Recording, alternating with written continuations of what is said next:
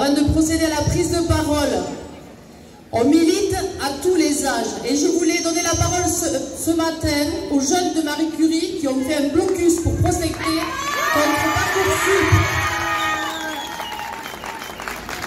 Merci Angélique. Merci à tous d'être là pour ce jour grand où nous sommes tous unis dans la lutte contre le gouvernement, contre les inégalités et contre le système en place. Aujourd'hui est un jour heureux et pourtant c'est aussi un jour assez triste. Parce que notre génération actuelle est saignée chaque jour passant. Les élites bancaires au pouvoir n'en ont que faire de notre avenir. Des lycéens et des étudiants dans notre pays meurent de faim ou de froid, car démunis de leurs moyens. Et que fait l'État? Il le nie. Encore heureux. Tous les étudiants et les lycéens dans le besoin ne meurent pas tous. Et ils vont au lycée. Et que nous arrive-t-il quand nous arrivons au lycée? Avons-nous des conditions d'études adéquates, de la nourriture de qualité, un lycée qui fonctionne? Vous savez tous qu'on a des profs remplacés après un mois, aucune préparation aux études supérieures, des verres dans les pattes, un self détruit, et le pire de tout, Parcoursup. Un outil qui brise nos rêves, l'inspiration, un algorithme qui décide de notre avenir sans même s'en soucier. Comment l'État peut-il laisser sa jeunesse dans cet état? Des milliers d'élèves sont sur la touche en août. Alors oui, amis, camarades, notre sang bouillonne face à tant d'inégalités. Et il y a tant de sujets à traiter. La montée de l'extrême droite qui pollue et intoxique le débat public. Nous, communistes, jeunes communistes, nous répondons d'une même voix à cela. Ne vous trompez pas d'ennemi, ce n'est pas le migrant, mais le banquier.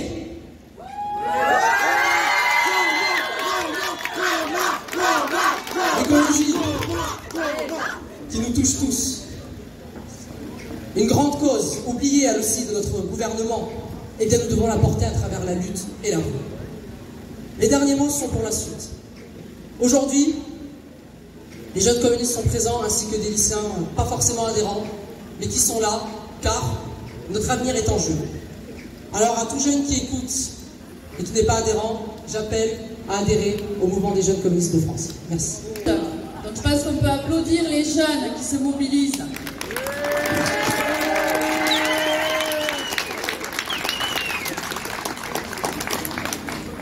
À l'appel de la CGT, donc, nous sommes aujourd'hui encore nombreux en grève et manifestation pour demander d'augmenter les salaires et pas à l'âge de la retraite. Depuis des mois, les travailleurs et travailleuses de tous les secteurs professionnels se mobilisent pour obtenir des augmentations de salaire, du point d'indice, des pensions, des minima sociaux. La réponse du gouvernement aux urgences sociales et à la montée des inégalités ne sont que des mesurettes inefficaces, à l'image de la loi sur le pouvoir d'achat. Pire, dans cette période, le gouvernement poursuit ses projets de régression sociale en matière de droit au chômage et de report de départ à la retraite. Par contre, les camarades de lutte, l'argent de l'État, notre argent, est réservé aux entreprises. Ce sont elles qui touchent les aides publiques. Plus de 157 milliards d'euros. Plus de 157 milliards d'euros cette année. Les grandes entreprises, à l'image de Total Energy, versent toujours plus de dividendes à leurs actionnaires.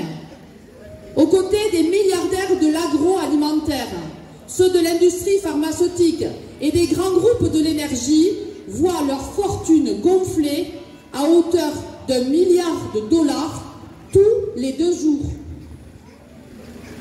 1 milliard de dollars tous les 2 jours, et nous devrions choisir entre se nourrir, se chauffer, se déplacer ou se soigner.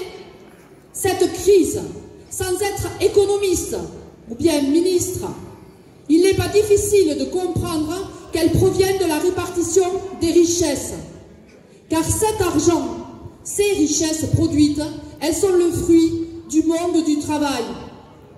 Le gouvernement doit bloquer les prix et ce sont les profits réalisés par les entreprises qui doivent supporter le coût de l'inflation. Nos propositions revendicatives sont non seulement finançables et réalistes, mais elles construisent l'avenir, notre avenir. La hausse générale des salaires, c'est plus de cotisations pour la sécurité sociale. C'est donc des moyens supplémentaires pour se soigner, éduquer nos enfants, être protégés en cas d'accident du travail, de maladie professionnelle, de handicap. C'est aussi mieux vivre et mieux vieillir à la retraite. Tout augmente, sauf les salaires. Nous revendiquons l'indexation des salaires dans le privé, dans le public et des pensions sur l'inflation. Indexation qui a été supprimée en 1983 et pourtant qui existe en Belgique, au Luxembourg, en Espagne, à Chypre. Nous revendiquons la revalorisation immédiate du SMIC à 2 000 € brut. Une loi pour qu'à chaque augmentation du SMIC soient revalorisés tous les salaires. L'augmentation du point d'indice pour les fonctionnaires, l'augmentation des pensions et minima sociaux pour imposer de nouveaux choix et surtout un autre avenir. Augmenter les salaires est essentiel pour obtenir de bonnes retraites à 60 ans. Ce sont les salaires qu'il faut augmenter et pas l'âge de la retraite. Lors de son allocution télévisuelle, le président de la République a choisi, au contraire, de confirmer sa volonté de poursuivre sa réforme régressive des retraites.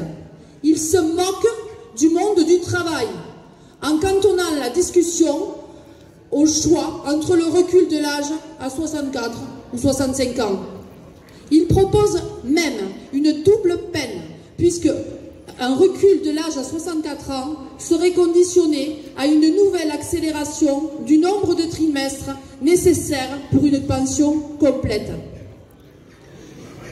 Cela démontre bien que l'objectif du gouvernement n'est pas seulement de faire travailler plus longtemps, mais aussi de faire baisser les pensions et de déséquilibrer toujours plus le partage des richesses, au détriment de ceux qui les créent par le travail pour servir le fruit du capital.